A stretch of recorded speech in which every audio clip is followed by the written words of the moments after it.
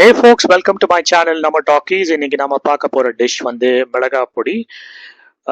யூஸ்வலா எல்லார் வீட்லயும் செய்யறதா மிளகா பொடி, இல்ல கடையிலேருந்து வாங்குவீங்க. பட் இன்னைக்கு நம்ம ஒரு வித்தியாசமான முறையில செய்ய போறோம். அதனால வீடியோவை ஸ்கிப் பண்ணாம கடைசி வரைக்கும் பாருங்க. தேவையான ஐட்டம்ஸ் என்னென்ன: உடைத்த கருப்புளுந்து, அதாவது பிளாக் உரத் தால் உடைத்தது. அடுத்தது வந்து கடலைப்பருப்பு.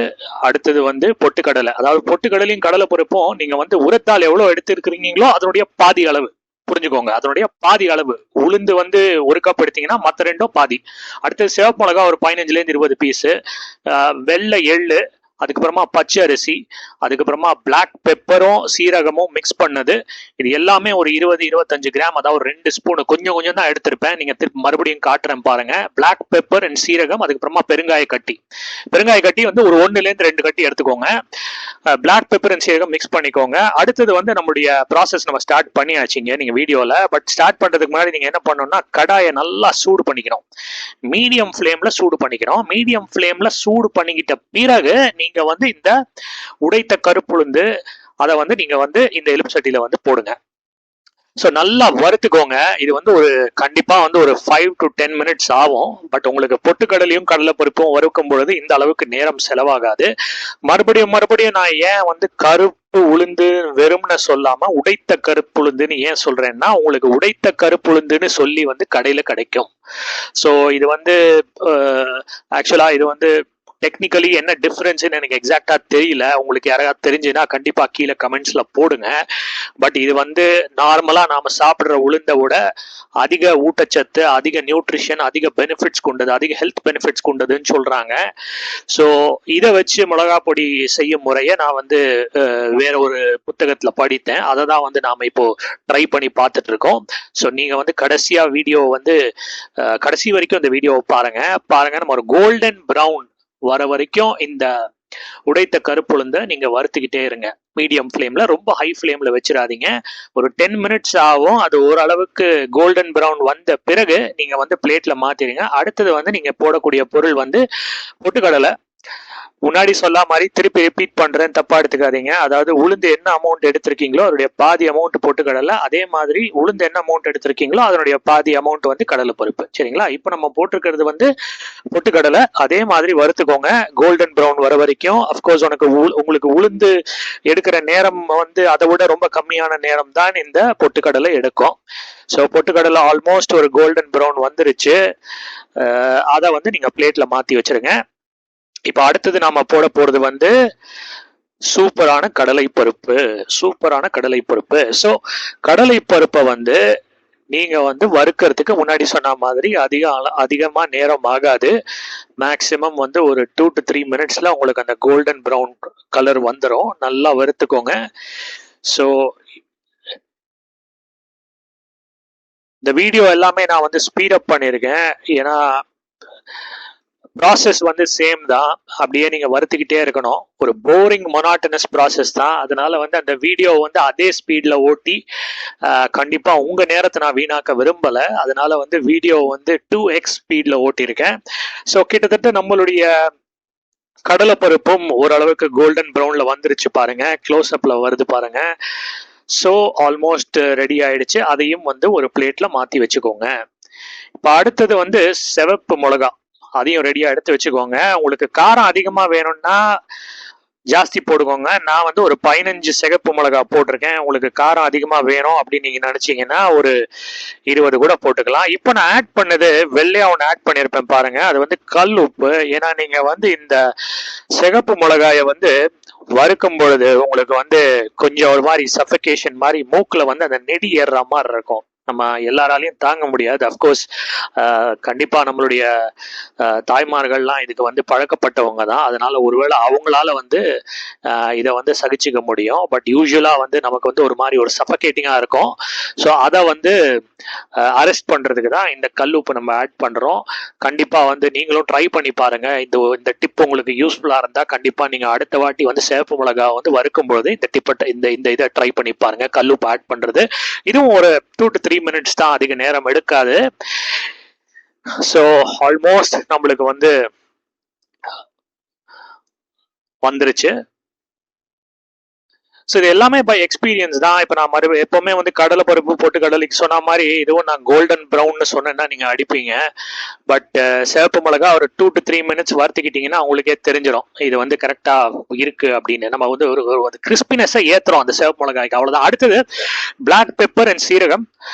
பிளாக் பெப்பர் அண்ட் சீரகம் போட்டு அதையும் வறுத்துக்கோங்க. இதில் வந்து எல்லாத்தையும் ஏன் நம்ம வந்து சேர்த்து வந்து வறுக்கக்கூடாது, ஆக்சுவலாக நம்ம சேர்த்து வறுத்தா இது வந்து கரெக்டாக வராது. ஏன்னா ஒன்றுக்கும் வந்து இட் டேக்ஸ் டிஃப்ரெண்ட் டைம், அதான் நான் சொல்ல வரேன். அதாவது நீங்கள் மிளகா பார்த்தீங்கன்னா வேற டைம் எடுக்கும். அடுத்தது வெள்ளை எள்ளியும் ஆட் பண்ணிட்டேன், அரிசியும் ஆட் பண்ணிட்டேன். ஸோ ஃபஸ்ட்டு வந்து பிளாக் பெப்பர் சீரகம் ஆட் பண்ணி ஒரு ஃபியூ செகண்ட்ஸ் இல்லை ஒரு 1 minute வறுத்துக்கோங்க. அடுத்தது வந்து அந்த வெள்ளை எள்ளியும் பச்சரிசியும். பச்சரிசி வந்து ஒரு நல்ல டெக்ஸ்டர் கொடுக்குங்க மிளகா பொடிக்கு. இந்த பச்சரிசி வந்து நிறைய பேர் உங்களுக்கு தெரிஞ்சிருக்காது. நான் வீட்டில் யூஸ்வலாக அரைக்கிற மிளகா பொடியிலுமே நம்ம வந்து பச்சரிசி சேர்க்க மாட்டோம். பட் இந்த மிளகா பொடி நான் செய்யும் பொழுது பச்சரிசியும் இந்த வித்தியாசமான உடைத்த கருப்புளுந்தையும் நான் வச்சு செஞ்ச பொழுது எனக்கு ரொம்ப ரொம்ப அல்ட்ரா ஃபைனாக வந்ததுங்க அந்த மிளகா பொடி. ஸோ நல்லா வறுத்துக்கோங்க இந்த 4 ஐட்டம். அதாவது மறுபடியும் ரிப்பீட் பண்ணுறேன், பிளாக் பெப்பர், சீரகம், அதுக்கப்புறமா வந்து வெள்ளை எள்ளு, அதுக்கப்புறமா அரிசி. வெள்ளை எள்ளும் அரிசியும் ஒரு 20 கிராம், அதாவது ஒரு 2 ஸ்பூன் யூஸ் பண்ணா போதும். பிளாக் பெப்பர் உங்களுக்கு தேவையான அளவு ஒரு கைப்பிடியில என்ன ஒரு 10 to 15 வரும், அது போட்டுக்கோங்க. சீரகம் அதே மாதிரி ஒரு ஸ்பூன் போட்டுக்கோங்க. ஸோ நல்லா வறுத்துக்கோங்க. இது வந்து கொஞ்சம் டைம் எடுக்கும். அதாவது வந்து மிளகாய் கடலை பருப்புக்கு எடுத்துக்கிட்ட டைமை விட கொஞ்சம் டைம் எடுக்கும், ஆனால் ரொம்ப அதிகமாலாம் எடுக்காது. ஸோ இது எல்லாத்தையும் தனியாக ஒரு பிளேட்ல எடுத்து வச்சுக்கோங்க. ஸோ நம்ம வறுக்க வேண்டியது எல்லாமே ஆல்மோஸ்ட் வறுத்துக்கிட்டோம். இப்போ வந்து நீங்க நினைக்கலாம் அந்த பெருங்காய கட்டியை எதுக்கு நம்ம வந்து இன்க்ளூட் பண்றோம்னு. இப்போ நம்ம அடுத்தது அதை தான் பார்க்க போறோம்.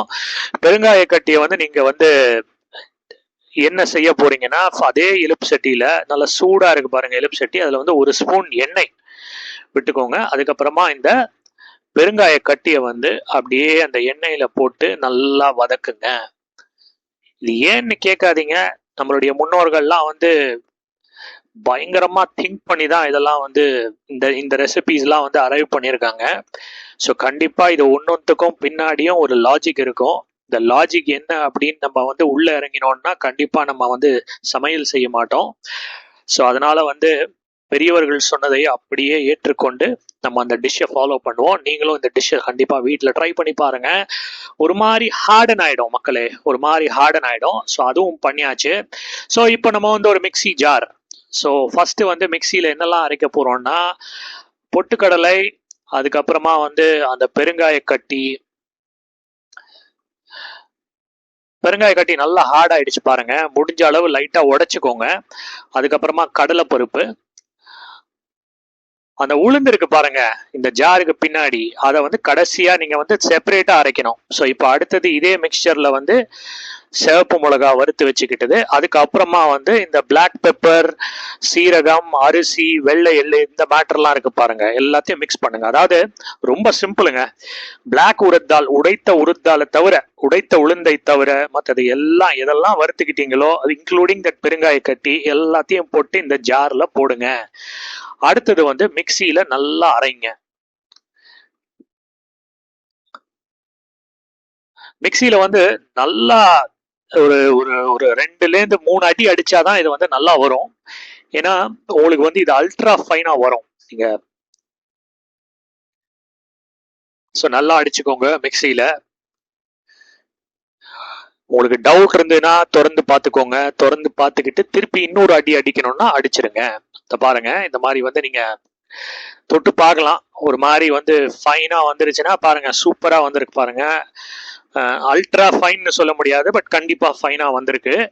ஸோ 1 part ஆஃப் த மிளகா பொடி இஸ் ரெடி. இப்போ நீங்க அடுத்த பார்ட் என்னதுன்னா, அந்த உடைத்த கருப்புளுந்து, இதை வந்து ஓரங்கட்டி வச்சிருங்க. உடைத்த கருப்புளுந்து பாருங்க, அதை அப்படியே எடுத்து மிக்சி ஜார்ல போடுங்க. அப்புறமா இதை வந்து செப்பரேட்டா அரைச்சுக்கோங்க. செப்பரேட்டா வந்து கிரைண்ட் பண்ணுங்க. இது ஆக்சுவலா வந்து ரொம்ப குவிக்காவே உங்களுக்கு ஃபைனா வந்துடும். உங்களுக்கு வந்து அந்த மெட்டீரியலுடைய டெக்ஸ்டரை பார்த்தாலே தெரிஞ்சிடும்.